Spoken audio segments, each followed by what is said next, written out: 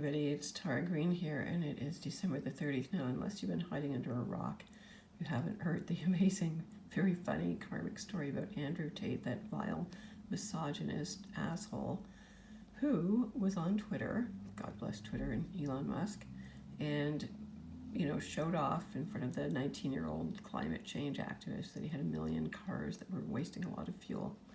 And he said, send me your email and I'll send you a list of all the fuel that's coming off on my cars. And she famously answered, sure, I can't wait. Please send it at smalldickenergy@getalife.com. And everybody thought that was hysterical.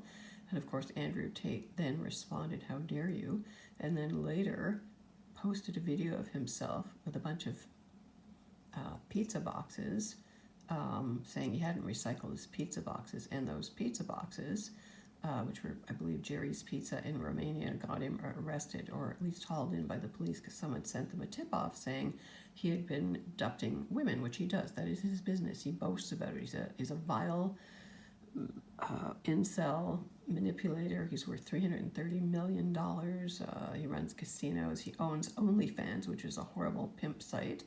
And he boasts about abusing women and that women shouldn't drive and they're just property, chattel, and he's like the biggest idiot there is, even though his father was a famous chess champion, whatever. But anyway, I thought I have to look at Andrew Tate's chart and also the transits that are going on today, because I started writing about the transits, right? And then I saw the news story. So the news story is perfect, actually. So let's talk about Andrew Tate, who I'm aware of. Somebody I know used to talk about him years ago, or that kind of incel stuff, which, I'm not been a total feminist my whole life, but it's not hard to figure out that this guy's a total asshole and totally insecure and totally out of alignment, right? Now, apparently he was brought in on charges, him and his brother, but they were released. So he either bought his way out, but he's now being under investigation for money laundering, right? There's big pictures of him showing piles of money on the table. So let's look at who this jerk is, this royal jerk. Now, he was born with the sun at 9 degrees of Sag conjunct the moon. He was born on a new moon, connected to the archangel star Uriel. So that's a pretty powerful placement. He's got Saturn conjunct the moon and the sun in Sag. I do not have an accurate birth time. I've set this at noon, but it kind of makes sense. It puts the moon and Saturn like some big daddy, thinks he's the king. The moon is right on the midheaven, so he has karmic issues with the women, big time, and with his mother. So I don't know anything about his childhood per se, but that is a very hard karmic aspect with women. Saturn represents the patriarchy, so there you go. He thinks he's some big old patriarchal asshole, like from the Dark Ages, right?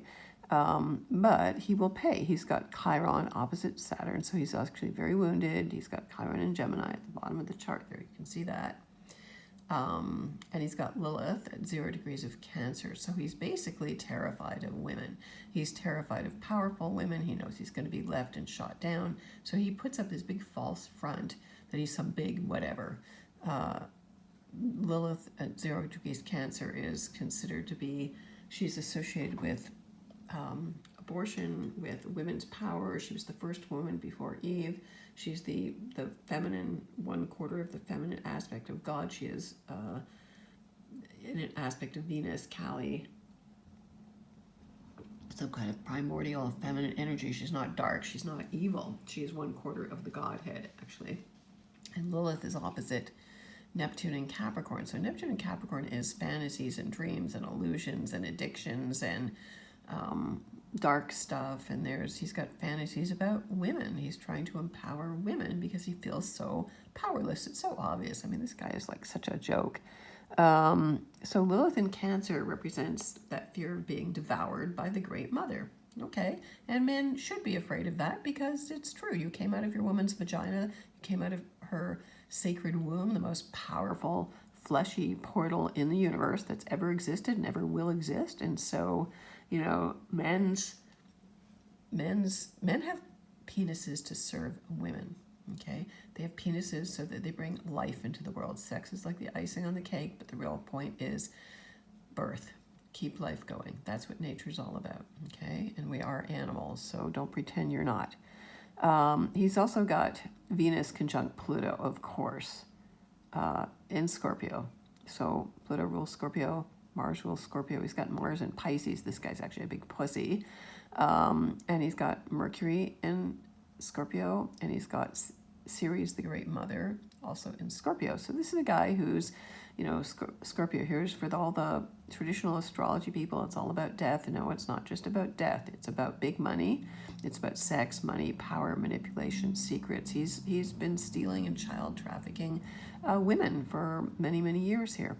So there, Venus, Pluto, Mercury, Ceres, the Great Mother, in her dark aspects, in her denial, where she denies life. And so whatever Andrew Tate's childhood was like, there's a, again, that fear of the mother is having all control. Okay, totally out of balance. Okay, so Venus, Pluto. Now, Venus conjuncts Pluto. Today, he got arrested, or at least brought in under suspicion the day before. And so, really, the myth of Venus and Pluto is really like Pluto, the lord of the underworld, and any underworld trafficking of any kind is plutonic. He owns a casino. They're always, criminal. And so it's really like Pluto abducting or raping Venus, Persephone, into the underworld. And there's her mother, Ceres, who stops everything growing unless she finds her daughter. Now, it may be a myth about explaining winter and summer, but on a deeper level, it is about sexual initiation. Some of the earlier myths say that Persephone went voluntarily. She was not raped. Rape is a patriarchal thing. It did not exist in matriarchy. It doesn't exist in indigenous matriarchal cultures.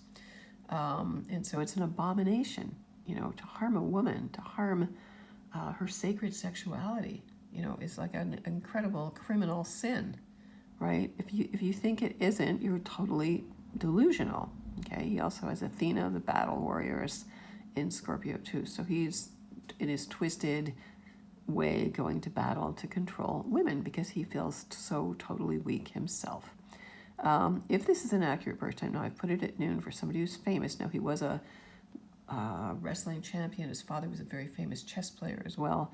Having the sun and the moon and Saturn right on the midheaven would indicate someone who's, works internationally. He lives in Romania now to escape police or whatever, or thought he escaped police. Somebody who thinks he's a big philosopher of whatever, blowing smoke in the air. He's a big cigar chomping, bald-headed, 6'3" idiot. Anyway, he's got an Aquarius ascendant here, which would make sense because he makes his money on the internet now. And Saturn, the planet of karma, is sitting on his ascendant right now. It's sitting in the 12th house, so his old karma is coming up. And he has the asteroid Eros, which is about erotic sex, right on his ascendant. That's where Saturn is right now. So, him working or owning a business that has to do with eroticism around women or debasing women would get you caught. His part of fortune is 25 Aquarius, and Saturn's going to go over that, so I believe he will get hauled in by the big karmic cosmic cop. Saturn. It could be for tax evasion, things like that. Now, he has Mars, Mr. Macho here. His Mars is in Pisces, the weakest, most dissolvable, the most addicted, elusive, mental illness, illusion, delusion, self-sabotage. He shot himself in the foot trying to out Macho Greta Thunberg, who I don't like. But anyway, he, is addicted. He's into some, he's into cults. He's a false guru. That's all what Mars and Pisces is all about. And of course, Saturn will enter Pisces March the 7th and hit his natal Mars, which is a very hard aspect, which only happens once every 28 or 29 years. So he's definitely going to get hauled in on some charges, trafficking, money laundering, whatever, all of that stuff, right? So, he lives in a fantasy land and he sells fantasies. He's got Mars, trine Venus, Pluto right there. So very much indicating what he does. Now, he is a bit of a chameleon, so he kind of can read the room and know what to say in some sense to his specified audience. He has Jupiter in Pisces. Now, it's interesting because Jupiter rules Pisces, and Jupiter has just been in Pisces for most of 2021 and 2022. But again, he's a master of disguise. He's a cipher. He's an illusionist. He's, paints pictures. He exaggerates. Everything's big. Everything's over the top. That Jupiter in Pisces rules his natal new moon. He's born on a dark moon. That's the most feminine time of the month. Jupiter rules his Saturn. So his empire is built on false promises, on mental illness, on delusions, illusions, addictions, denial, enslavement. Pisces is about hidden things. It's about institutions. It's about anything that's underground, right? So I think that, in some sense, I would say he's a magical thinker in a way. He believes whatever he comes up with, he needs to be the center of attention for whatever reason. Jupiter and Pisces, illusion, just full of illusions, delusions, and everything's a big smoke and mirrors show. Now, he's been a Libra in a past life, which means that technically he was always defined through his relationships. He has no sense of self. He has no real self-identity. Or he comes into this lifetime with no self-identity, identified by marriage, identified by his partners. So he is nothing without who he surrounds himself with, right? So Moon in Libra, indecisive, unsure of himself, all about beauty, ruled by Venus. Women, he kind of adores women, but is totally terrified of them, right? So he has a lot of psychological problems, I would say, and a lot of sexual hang-ups. So there's the South Node in the 8th house, which is, again, laundering money, other people's money, inheritance. His father was a famous chess player, so I'm not saying he might not be smart, although not necessarily you inherit the smart genes from your father. And in this lifetime, he thinks he's supposed to be a warrior, the North Node in Aries. In the 2nd house, I'm going to make my money through being an entrepreneur. I'm going to be independent. I'm going to be very super macho. I'm going to be, banging my chest and like a stupid gorilla, okay? He has Chiron, the wounded healer in Gemini, opposite Saturn. So again, I think he feels very inferior compared to his father, who is famous, an international chess player. Chess is just, very powerful, intellectual, bluff him out kind of game. So Chiron, so deep down in his childhood, there's a big split in his psyche. He's got two sides to himself. He probably doesn't reveal his real self because that's all Scorpio. Everything's hidden behind his mystery, his aura. It's all about projecting auras. And he can be charismatic, of course, with all that Scorpio Jupiter thing, but only for people that are childlike, Chiron and Gemini. People that are childlike and don't really know how to question, right? So most of his planets are up there in the 8th house, other people's money, inheritance, taxes. 9th house, he thinks he's a big teacher, philosopher. He thinks he's a philosopher. He sells subscriptions. He makes gazillions of dollars a month. And Neptune and Capricorn has to do with enslaving women. He's got Neptune sextile Venus and Pluto. And they make an inconjunct to early Gemini, actually. And that's where Mars is going to station. So interestingly enough, again, this Mars retrograde, which you can see here on the outside, may also be something that puts him behind bars. Okay, now, I wish we did really know a birth time for him. The only thing I thought was funny is Saturn being right on his descendant right now, which would mean, getting in trouble with the authorities. Pluto at late Aquarius, Pluto's going through his 12th house. It's going to be there for about 20 years almost, I guess, 18 years. Pluto is getting ready to square his Athena, which is the battle warrioress, and then it will square his Venus. So Pluto square Venus is like dirty money, underhanded money. He has Chiron, the wounded healer, conjunct the moon as we speak today, so being held up or being vulnerable because of something to do with women, especially Greta Thunberg, a young woman, a 19-year-old woman, and which could be Chiron and Gemini. I was hauled over the coals. That'll be a never forgotten tweet. It's one of the top ranking tweets right now. Thinking that I'm such a big schmo, right? All right. Mercury, Venus are conjunct today in late Capricorn. Not really giving him any hard aspects there. Jupiter's, again, going through Aries. It will hit his North Node in about March, April of 2023. So that can bring some kind of a peak into his life, actually. But it could be a lot of anger, a lot of almost like military, almost like getting men to like go to battle, literally go to battle, fight women, you know. So talk about white supremacy. I mean, this guy's just a total asshole, proud to be a misogynist. What an idiot. Totally out of balance.